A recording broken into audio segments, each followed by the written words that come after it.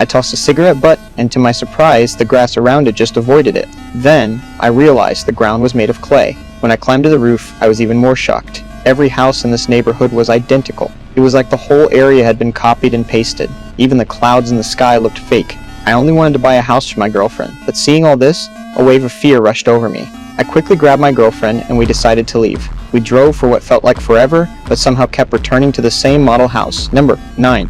As night fell and the fuel ran low, we reached number 9 again. We had no choice but to go back inside. To our surprise, the fridge had champagne and fruit, but the strawberries tasted like wax, no flavor at all. We didn't care, ate what we could, and rested for the night.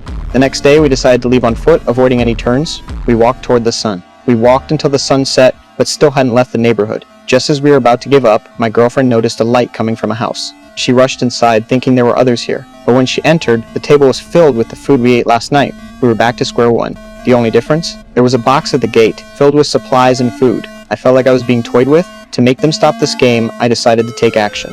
I set fire to house number 9. Hoped this would draw out whoever was behind this, but by the time the house turned to ashes, we still hadn't seen anyone. Exhausted, we fell asleep. When we woke up, a box had appeared in front of us.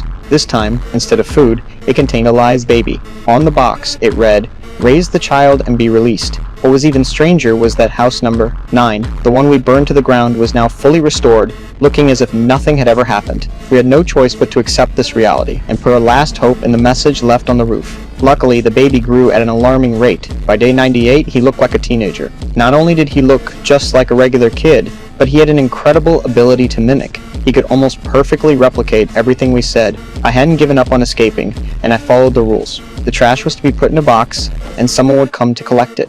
I sat there, staring at the box, waiting for the collector to show up, but it always disappeared when I wasn't looking. Finally, I came up with a plan. Since this world was fake, the answer must lie underground. I began digging.